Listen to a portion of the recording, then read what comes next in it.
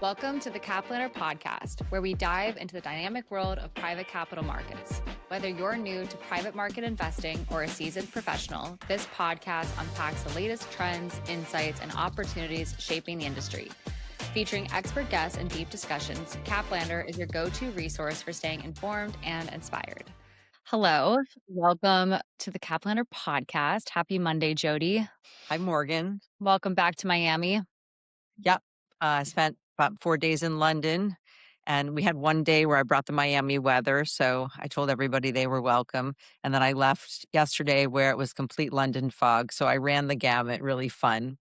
Yeah, that is, at least you got back. I was seeing pictures of security lines at airports and they were wrapped around and around and around. So, I think one of those was one that I sent you because, yes, we were wrapped around.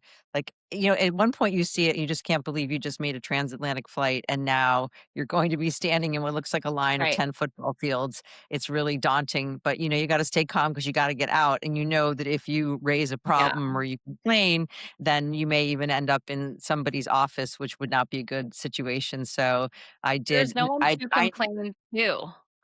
and people were very nice, and we were all in it together. Like, there's just nothing you can do.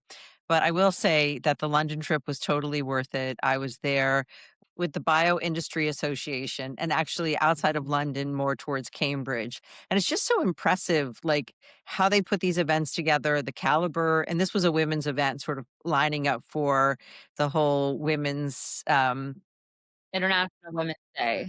Yeah. International Women's Day, excuse me, and they really did a nice job, and what I did a panel, or just the 2 of us, actually, really more of a discussion, a chat with a woman from Cooley who actually wants to be on the podcast, so we can follow up with that separately. Anyhow, all right, Morgan, what's next? Well, I think the biggest thing, so our guest today, which we'll get into in a second, but a lot of the questions, and I listened to the Professor Scott G podcast, and he was talking about equity and how to negotiate your equity at a startup, which really I wanted to take it even a step back to say, well, what is equity and who gets it? Because Yeah. we talk a lot about refresh grants and then we talk about a lot at the executive level. But I think for individuals or really anybody at a startup, it's very complicated. And since you're a comp expert, I figured I'd ask you. Yeah, and it's more complicated than you realize, and really apropos to the discussion around the UK, this comes up there a lot too because there are different tax treatments in the US versus the UK. But if we can back this up to the most granular, the simplest level, in a private company, you are eligible, especially a private company that has raised some kind of venture money or institutional money, you can oftentimes get equity. And that is the other side of a public company who gives you corporate stock. And equity is given as a percentage of fully diluted shares, which means a percentage of what's available. And in a public company, you get actually Not a number. always. So, because I have calls weekly with individuals who have their equity as a number of shares versus Yes, a still the percentage. number of shares means nothing because there is no stock value. So yes, somebody may tell you that they have 1,000,000 shares, and you don't know whether that's 1,000,000 out of, 10 and they're underwater and they're up Schitt's Creek, or whether that's 1,000,000 out of 3,000,000, in which case they have 30% of the company. So that is why in a private company, when you have equity, you need to know the percentage of fully diluted shares. It's really That's important number and a one. big distinction. Yeah.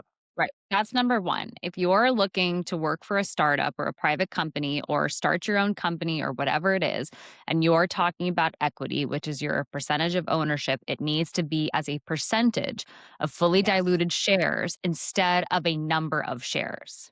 It can be a number of shares, but that's meaningless because you don't know what the denominator is. So the Okay. number of shares on a public company, all of this information is reported. And so if you know what number of shares you have, you know an actual value to the shares, you can see what the stock price has been, and you're really able to understand firmly what that means to you. Okay. So that's what equity is. Who gets equity? Well, usually, and this again came up in our discussions because these are companies that are at various stages of either they've gotten some funding or they're looking for funding. But usually in the beginning with a private company that's either in the tech or the life science space, everybody gets equity. And it's really shaped like a hockey stick though, because the people who get the most are the most senior people. So I would say Right. the founders, obviously numero uno. And then past that, you have other chiefs and VPs. And then below that, it's really a very quick race to the bottom on a sliding scale because there's not as much left for the average employee. Right. It really depends on when you start and what number employee you are outside of the executive team, those founders. I mean, it really makes sense. It's like when you are in an earlier marriage or an earlier relationship and you're younger in your careers, you don't have as much money. So hopefully you've got a lot of love and a lot of patience and a lot of, rose colored glasses. And then as life progresses and you get busier and you have less time together and less time for the romance and other things, but you can buy gifts because you have more money. And so that's what happens in a private company is as they go through additional rounds of financing, that equity becomes a very high commodity, but you have more cash. So you can pay people more in cash compensation and maybe Right. there's less equity to give around. But the truth of it is that if you are an executive and you go into a private company, you really want that equity because that is where you can make real money. That's the wealth creation potentially. And that's why people who have worked in public companies go to private companies. And that's why it's really part of that entrepreneurial Yeah. protocol because people like the risk. They don't want to work in a lot of people can't even the thought of working in a safe environment where they can't be innovative and speak honestly, it would kill them. And the fun part is thinking, oh my God, like we're in it. And most people are in it because they are playing to win. They don't want to compete. They want to make money and they want to be successful. Right. And that's really the equity component is that potential upside. Okay, two more pieces to this. One is how valuation plays into this because I think that's an important piece, like valuation versus the total amount of financing.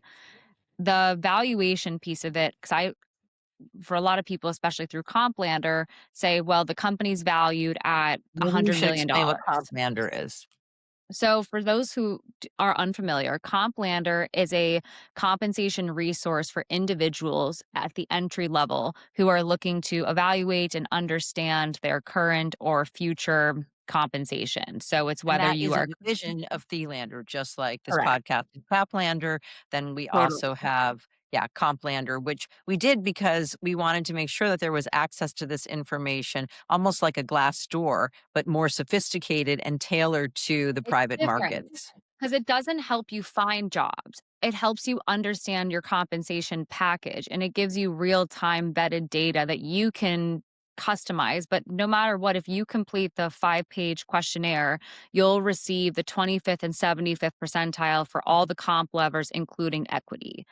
Yeah. And how this ties into the valuation piece of it is that a lot of companies will hype up how much like what their valuation is like if you've heard like of a unicorn or all of these fancy words for companies that have a really really high valuation, and then when they tell you well you have x percent of equity or however many shares, they're like well this is what it could turn Worth. into.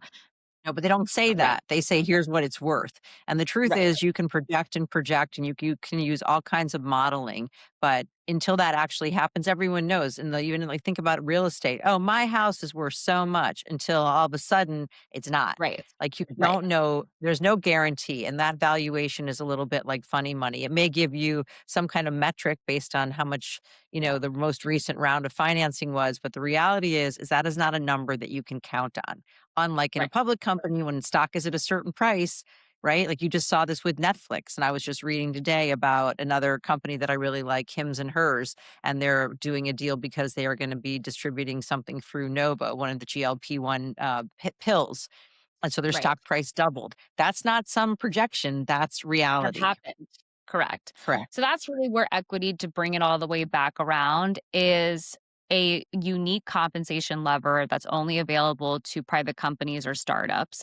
And it's like the golden handcuffs because it's could be worth a lot in the long Right, and run, also but you you in don't most know. cases right. Anyways, we won't get into the Yeah. more logistics, so I get all excited about this because I think the equity is like, I think it's very exciting, but If maybe, you we want can If somebody actually wants the granular details over on the J.P. Letter Consulting side, whether it's on the LinkedIn page or the YouTube page, there are webinar recordings that only focus on equity. So if you really Right. want to just understand the equity component and the compensation for the startups and private companies in general, that's a really great free resource to go look at.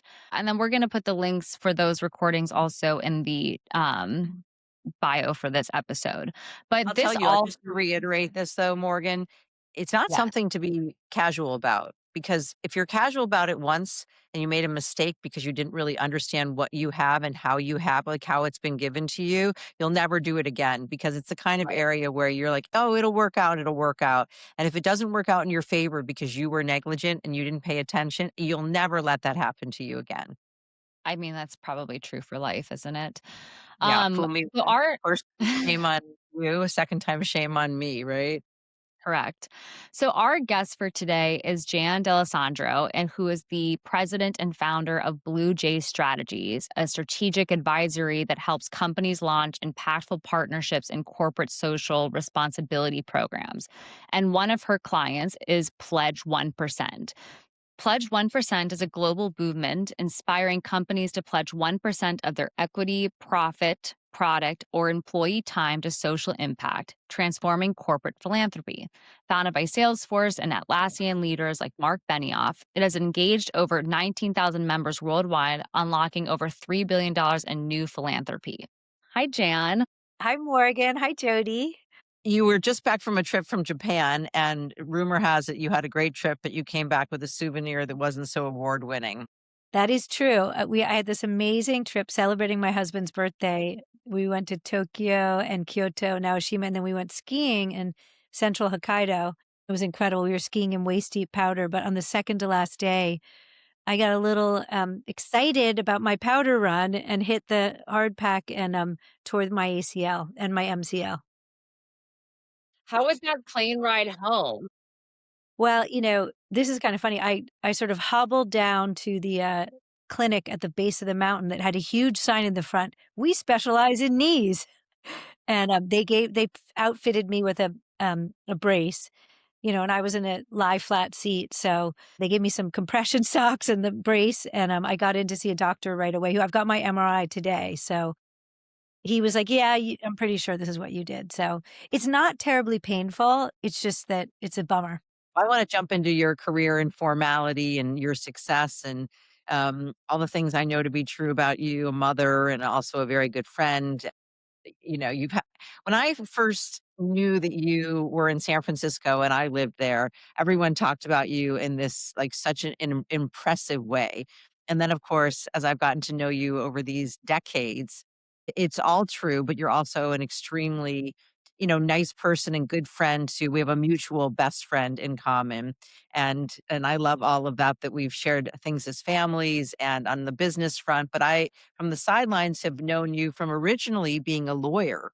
And then I remember you when you had big success at AOL. So maybe you could just give us in your own words a recap of what from your angle what all of this has looked like.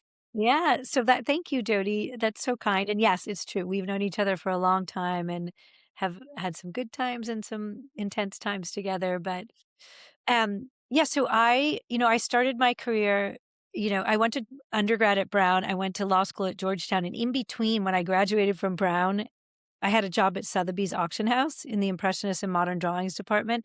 And at the end of the summer, they offered me a full-time job. And I went to my parents and I said, I think I'd rather do that than go to law school. And my father looked at me and he said, Jan, working at Sotheby's, they're going to pay you $17,000 a year and you're not going to be able to support yourself in New York City. And every other girl who works there has a trust fund, which you do not. And he's like, and if you go to law school now, I'll pay for it. But if you don't, I'm not paying for it. And I was like, oh, I guess I'll go to law school. And I went. Said in today's woketopia world, somebody may take offense at that, but I call that parenting and probably good parenting, right? Good parenting. And so I went to the general counsel of Sotheby's and I said, well, how do I get your job? And she basically said, you want to study everything and get experience in contracts and torts and intellectual property and trusts and estates, everything. So that's what I did. And she said, and you need to go work for the most prestigious law firm that will hire you. And so I went to work for a big law firm in New York, White and Case, and did a little bit of everything. And then I moved out here with your friend from Buffalo and went to work for a law firm, Brobeck, Flager and Harrison. It was the oldest San Francisco law firm and the first to go to Silicon Valley. I was Not even still around anymore, right? No, exactly. So I got lucky. I got very, very lucky because what happened, I was there, I was in the business and technology group for 4 years. And the year that I would have been made partner, I looked in the mirror and I said, I don't want to be a partner at a law firm. I was representing all these startups, helping them build their businesses, raise their money, do their big deals. So I had an opportunity. I went in-house to AOL in 1995. And it was kind of funny because they'd already gone public in 89. And I thought like, well, I probably won't make any money because they already went public and I've missed the big, I've missed the big opportunity, but it's super interesting and it was very creative. And so I was, I was hired by a guy named Barry Schuler who started a company called Meteor that AOL bought. And he hired me to basically be his general counsel. And we were building at the time an online content studio. And this was so early days of the I know internet. this. I talk about this when I had clients that were like trying to build an online presence, and it was, today what we know to be the internet and all of this is just, this is where I wonder where AI is going to take us. But I don't want to jump in with that. I want to keep you on Well, hearing no, but your story. it's very relevant, Jody, and it's a very appropriate question because I feel like we had to create new models for how to do deals. There were a lot of implications for, how do you structure these deals? How do you handle the intellectual property for something that's new? And we ended up, it was super interesting. I ended up negotiating a lot of our entertainment deals, a lot of our music deals. I worked on setting the standards for digital distribution of music and getting people comfortable, content creators, comfortable with the idea of sharing their content online. It took a lot of work. I even had to beg the labels to let us distribute 30-second clips. Labels are worried about, does content count if it comes from some AI tool, that it's not a real person? Yeah, and a friend of mine was just hired as the music person for OpenAI, you know, Interesting. right? So it's interesting, it's real. So So many the all different types of jobs. I mean, you even see now big law firms who are investing in AI legal companies like startups. And they're kind of like, well, it's not necessarily one and the same, but you either are going to get on board with where technology is going or you risk the problem that Sears had so long ago when they were like, well, we're not going to put anything online. We're only going to have hard copies of magazines and kind of that's where people can order. And they went out of business because they didn't keep up with technology. So it's always a little bit of that fine line of how do you keep up with technology versus staying true to your roots as a business. Yeah, well, I think what you have to do is you have to be smart. Like the technology is happening whether we like it or not. And so you have to figure out how can you, operationalize, using AI if it's internally or if I mean, certainly from the content creators, there's lawsuits pending, get the deals done. And a great example that I see is Reddit did an interesting deal with OpenAI where they licensed their content to them. And it's been amazing. If you see Reddit shows up in the top of the search results over and over again because they got ahead of it. A place. Um, So, for somebody who might not be as familiar with the tech world and kind of the private market world in general, can you tell us in a nutshell what a general counsel does and why the role is so important to a private company, kind of what you do for these people who hire you or the companies that do? Such a good question. And I think it really varies. For me, so after AOL, I was at AOL for 7 years. I started in the legal department. I ran business affairs on the West Coast. And then I actually took a job running the AOL Time Warner Foundation. After that, I took time off to be home with my kids. I was getting divorced. But then I was general counsel of 3 venture-backed startups. And it was a very, I joined all of them after they had raised their Series B. So they were pretty small. One was a search company that we ended up selling to Facebook. One was a music software company that we ended up selling to Apple. The other was a company started by Lady Gaga that we ended up selling to private equity. But with all of them, they were pretty small companies. They each had between 20 and 40 people. And, the job for me, it was a very business-oriented general counsel job, right? I had small teams of, 1 to 4 people working for me that were doing we were in both the legal and the business development function. So a lot of what I was doing was working really closely with the product and engineering teams to build the product, to get the deals done that were, there's kind of two different types of deals. Like there's sort of the in-licensing deals, the deals that we need to get content and technology to build our product, and then the outwards ones that are sort of growth focused on either money, either revenue or scaling. So I kind of did all of it, and I worked closely with the whole leadership team, the CTO, the chief product officer, the CMO, all of them. And, it was really part of the management team helping drive, things forward.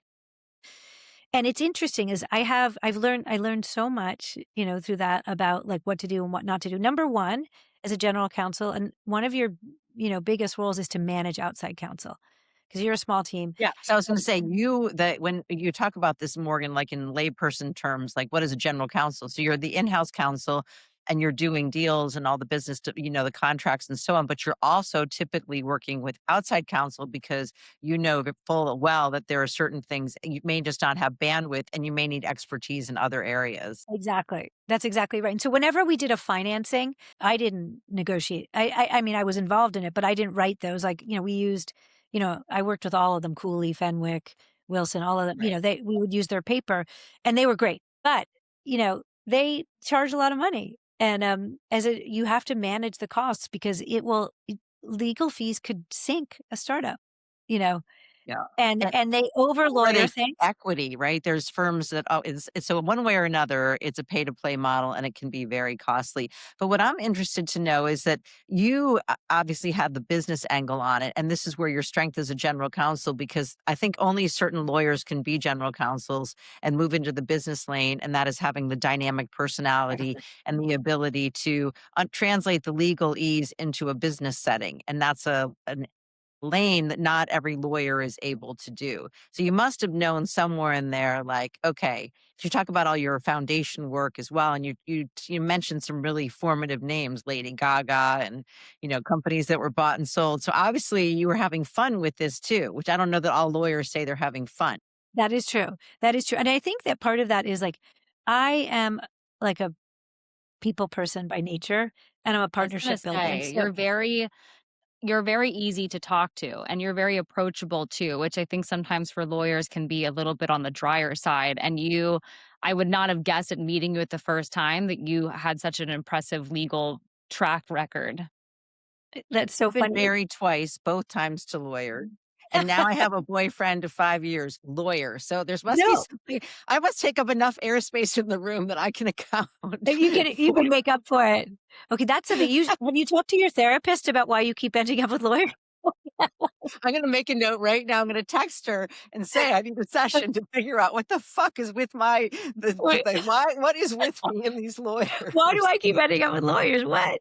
I mean, I do think, what I think is my legal training prevented me from being the worst salesperson in the world. Like the salespeople who go out and just do any deal they want and just be like, oh, we'll figure it out. I remember like one of the guys who worked for me at the Fine, I overheard him, our offices were right next to it. I overheard him on the phone with someone saying, oh, I'm so sorry I haven't gotten back to you. It's stuck in legal. And I hung up the phone and I was like, what are you doing? He's like, salespeople always blame it on, I was like, you report to the general counsel. You do not blame me. Yeah. You haven't even told me about this stupid deal. Like, do not be blaming me for your deal not getting done. Enough. That will not happen again. So, no, but I do think there is a thing and this is one of the reasons why I decided I had to move into a more business role than general counsel. I remember being on a call with a lawyer for Warner Music when I was at AOL, or maybe it was Warner Brothers. Anyway, it was some wanker lawyer at Warner Brothers. And he was fighting with me about the indemnity clause. And I was like, oh my God. I was like, I don't care about the indemnity clause. And I was like, just, okay, fine. Who cares? And then I realized, I was like, you know what? Somebody needs to care about this. Right. And it's not me. It's not me. Because if something goes wrong, and that's the whole thing about contracts, right? They get thrown in the drawer. No one looks at them again until things go south. And then you got to make sure they're buttoned up, right? That's divorce one way or another. Nobody cares. Everybody's happy when everybody's happy, but the minute everything's sunshine and roses until it's not. We all know it's sooner or later. It's real. It is. And I would that's something with startups. Like I'd have these, product guys come in and be like, oh, I signed this license agreement and it auto renews and I didn't read it. And I was like, Nobody should sign contracts without reading them. And I Right. don't care who you are or what level, you got to read your contracts. Don't just sign them. But it is true. The business side, I just was a business person by nature, and I happen to have the legal degree, which helps me. But I did a lot of things at all my companies where, these law firms would come in, they'd over lawyer these small deals, and we'd have like a 40-page agreement for like a $5,000 license agreement. I was like, no, no, But this all the time with stuff where someone asks us a favor. And then we say, "You know what? We're to look at something for compensation." And then we send them like a non-disclosure agreement or a confidentiality agreement just so that because we're gonna be hearing about something. And then they lawyer up for our contract. We're like, "Okay, but we were doing you a favor. Now I'm not right. going around and around." We say, "Listen, our NDAs are non-negotiable. We're not changing from Florida to Delaware. We're not going, this is take it or leave it." And they always say, "Okay, no problem." Okay, no problem. Exactly. That's Yeah, exactly right. Morgan, you've Oh, learned this. Yeah, I have absolutely learned this because I probably err on more the side where I'm like, Jody reads everything like a hawk. So sometimes I do not. I open it and I'm like, forward it off to her. I'm like, this is for you, boss. And she's like, did you read it? And then I'm thinking to myself, no. So I sent it to Well, you. given my relationship timeline, I think at least I've learned something, and that is to read every contract and if I sign anything, I am thorough and I know exactly what's going on. yeah, All right. that's right. I have a question for you, Jan. So obviously you kind of have this entrepreneurial spirit, and we've talked to a lot of people on this podcast who had parents who were like this, and nobody was ever the same. So is that more of your background? Did you come from a family of entrepreneurs? Are you kind of the first of your kind? I mean, obviously your dad has chutzpah because he was like, here's the deal. This is what I'm paying for. And he had an opinion on what you should have done. And obviously you respected what he was saying and were logical enough to say, yes, like I understand what the deal is and I accept the terms of this agreement. So what did you always have an attraction to the business side? Well, that's such a good question. So my father was a lawyer. He was a trial lawyer, and he started his own practice. And he was, really one of a dying breed. No pun intended. He just passed away a few months ago. He called himself a country lawyer because he did everything. He had a practice where he did everything. He had clients who he drafted their wills and did their real estate closings, but he also was like the preeminent distributor lawyer in the state of New Jersey, and he actually argued cases all the way up to the Supreme Court, representing his clients who were beverage distributors. And he had he had been he started his career as a criminal lawyer, so he did everything. But be running your own law firm, he was an entrepreneur, right? You Um, are. and he taught us like so many things but about, how to interact with people. He was very successful. We had a really nice life. We went to private schools and, had a wonderful summer community that we were a part of. But he always said, you have to treat everyone the same, every person. And so he had a lot of sort of service people who couldn't afford his services, but he would barter with them. Yeah. So we would have people in Maine drop off lobsters for us because he gave them, free legal advice. Contractors who would So it's come. crazy that that really through osmosis taught you to have that's also, I think, the piece like being from New Jersey or Buffalo, all those components where you've got range. And I think that work ethic and the respect and the family component and also the ability to understand with your career that you want to be able to work with really anybody and do that under any circumstances. I don't know that that's such is that have you passed that on to your kids today? And it's also really tied the give back part, 'cause I wanna make sure that we understand what you do today because your pledge 1% is a very interesting, career move. Yeah. Yeah, no, so I love working with founders, and so because I love working with founders, I love working with people who are thinking about how to do things differently. So when we sold the Lady Gaga company, I had done a lot of work in music, and I got to know a guy named Jimmy Chamberlain, who's the drummer for the Smashing Pumpkins. And he called me, he said, I'm leaving my company. He was running a tech company in Chicago at the time. And he said, I'm leaving my company. Let's start a consulting business together. So we started a strategic advisory business um, that, we're friends. In fact, I was just texting with him yesterday. But we were just, sort of working because we both have vast networks. And I really, touching on what you said, is I've created my career as someone who understands and was able to negotiate the San Francisco Silicon Valley tech world, the New York media world, and the LA entertainment world. And so my whole career Quite has the been negotiating. trifecta.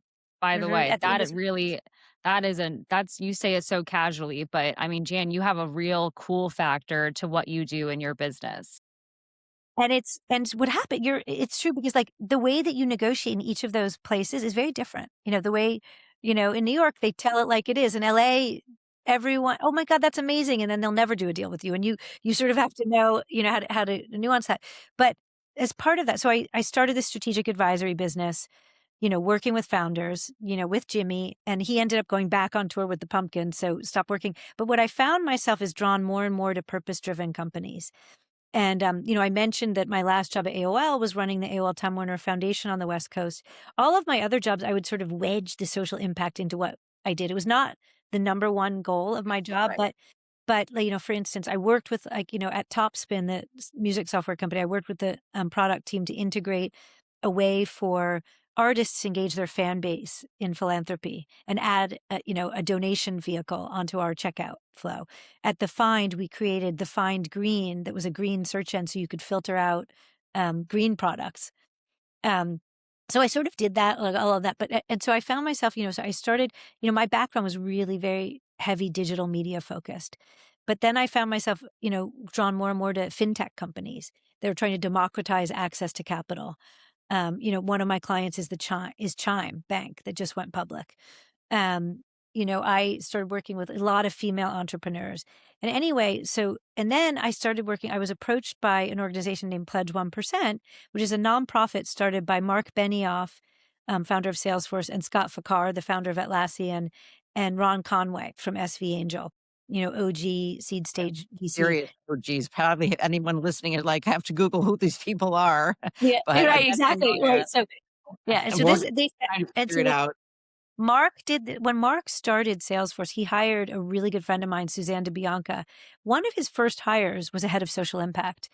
And because he's someone who really believes in stakeholder capitalism, that companies have not only an opportunity, but a responsibility to give back to the Line. and so they created this 1-1-1 model to make it really easy. Say, we're going to donate up to 1% of our employee time, which translates into 3 days a year of volunteer paid time off. 1% of product, which for them was, we're going to give any nonprofit a 1-year free license to our product and then sell it at an 80% discount after the first year and use 100% of that revenue from that product line to give grants to other nonprofits. For Pay forward. Salesforce, it became so Real successful. numbers. Yeah, that the head of sales said, let's make this a regular sales channel. They had Salesforce.com wrote a check for $500 million to Salesforce.org to bring that business unit in-house and scaled from 1,000 to 2,500 selling into the nonprofit sector. And it's a very successful line. The 1% of profits is what it says, but a lot of tech companies are not profitable for many years, if at all, by design, as they're choosing to invest in growth, not profitability. And then the 1% of equity. So I knew about Pledge 1% because when I was running the AOL Time Warner Foundation is right when Mark was starting Salesforce, in It's 2001. crazy.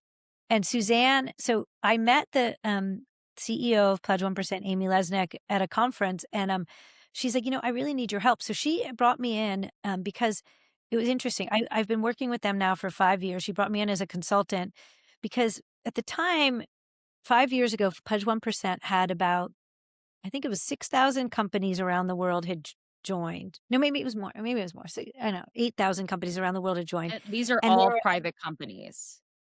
well, Because there's obviously private Salesforce is not a private company, but if you're Right. They talking could about the be anymore. 1% private or of public. equity, The 1% of equity is for private companies. okay. Public companies could do it, but it's a lot harder. It's a lot easier because when you're a private company, you need board and shareholder approval to authorize shares for issuance, but you only need board approval to actually issue those shares. So what anyway, so long story short, like they had, 8 or 9 companies donated equity, and this is what Salesforce did. He did it in conjunction with his Series B. He did a warrant that became exercisable when they went public. I think it was between the B and C. And then he goes public. All of a sudden, there's hundreds of millions of dollars to give away. Salesforce went and taught Google how to do it. That's what funded Google.org. And so they created this model. Mark would talk to anyone about it, but it was Scott and Mark. They said, we've created a model that could work for anyone company. That's why we said we want to create a movement where every company in the world does something to give back. But the equity, when they approached me, it's because they had about 8 or 9 companies that set aside equity right before they went public. It was Twilio, DocuSign, PagerDuty, all these, a lot of enterprise SaaS companies. It was Jeff Lawson, the CEO of Twilio, came up with this model. It was a very funny story. He was having dinner at Mark Benioff's house, and Mark's like, all you CEOs need to do this. It's the most impactful thing you'll ever do. And Jeff said, well, I'm going public in 3 months. How on earth am I going to do it? And Mark says, I don't know, you're a CEO. Why don't you figure it out? So Jeff goes back to his lead investor at Bessemer, a guy named Byron Dieter, and says, how do I do this? And Byron said they came up with this model where we had them pass a board resolution reserving the shares, disclosing in their S1, and then immediately after the IPO, issuing and transferring 0.1% of their shares to a donor advised fund. And then each year on the anniversary of the IPO, doing an additional 0.1%. So spreading out the dilution, taking the pain out of it for the existing investors, but setting themselves up for success. Future. It just shows you when there's a will, there's a way. Like you figure it out. There's always a solution to it. You have to get creative, and that's where a good general counsel comes in, because you can't find that way around it. But I'm always of the mindset that if you want to do something, then it's not a matter of, it's just a matter of how you do it, not if you do it. That's exactly right, Morgan. That's exactly what I say. And that's why you want to hire. People think when they thought in my career, you were business development and general counsel, aren't those counterintuitive? I was like, no, in fact, if you don't hire a business-oriented general counsel, you're a fool, And so anyway, long story short, I came into Pledge 1%. I interviewed all these guys about how they, and a few women, mostly guys though, and about how they did it. And I published a playbook, codifying into 2 different models for how to set aside equity. I built a network, we call it the Boardroom Allies, of over 100 VCs who are committed to supporting their portfolio companies and setting aside equity. And so when I joined, they had generated about $250 million in new philanthropy ignited by the Pledge 1% member companies. We just hit $3.2 billion in Good 4 for years. you. I love anything with a B.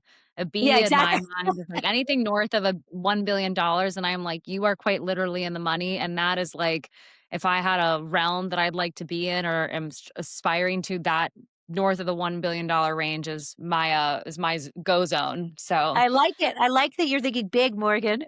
yeah, That's good, use B, Morgan. right? Well, I guess so, I really appreciate you taking the time. And before we wind up, for somebody who is a founder or somebody, I'm guessing just Pledge 1% is going to be the place that they go to find out more information about this, to see about how they do this and then working with you all. Absolutely. I mean, feel free. My email address is jan@pledge1percent.org. We also have equity@pledge1percent.org that, goes to me and my team. We're there. We've got models. We're happy to. If you're worth more than $1 billion, I'll talk to you personally. If you're less than that, Leslie, I'm going to talk to you. Jan's got her boundaries, right? If you need, if you are worth more than $1 billion and you need help reaching Jan, you can email me, and then I can connect you with Jan Exactly. too. I'll text But Jan unfortunately, for you. you're already happily married, so this is not like a dating situation. I have also happily married, also with a baby on the way. So there is it's just more of the I like the mindset of somebody about how they got there, because no 2 people who are successful are ever the same. And That's there's right. definitely similarities in terms of how they got there, because you can't be lazy. You could maybe be lazy if you're incredibly smart and you found a way around it. But even so, I always like to hear how somebody does it. It's like when you see somebody who's in really good shape and you're like, what are you doing? Because it's always a little bit different. And that's really the part where I'm always so intrigued by it. So we know you've got to go to your doctor today and check out that torn Right. ACL. We know what's on the horizon in the near term. What else on the horizon? What's your plan for 2026? How are you looking at the markets today and your business? And you're situated nicely in San Francisco, and you obviously have perspective from having been there during gogo.com, AOL, and growth. So what's your optics on it now? Thank you for asking me that. So I think that, for Pledge 1%, we just finished 10 years. The CEO has just announced that she's moving on. She's been running it for 10 years. So we're doing a CEO search. Someone thinks Jan should be that CEO, possibly. You can find me, jt@jthelander.com, and I'll discuss it with you. You got some ideas. So, and I think that it's an exciting time because obviously it feels really exciting to be in San Francisco with AI. Everything's happening. I think Daniel Lurie's doing an amazing job bringing the city back. The one thing I'm looking at, I tend to be a really glass half full positive person, but the silver lining I'm looking at with my foot is that I'm going to be tethered to San Francisco for a bit. I'm not going to be running up to the mountains. And I'm excited about that to like dig down. I just rejoined the battery, which I had put on hold for a while because I was traveling so much. And so Yeah. there's just, there's a lot of excitement around AI. I think for Pledge 1%, we of course are working, with a lot of the sort of big players in AI space to get them to join and inspire others. I have a couple really exciting new clients. One is a company called Rivet. It's a fintech company that a friend of mine started that's doing really cool things to help merchants maximize their shopping cart. She's built a really cool product. Another one's called Dobbin AI.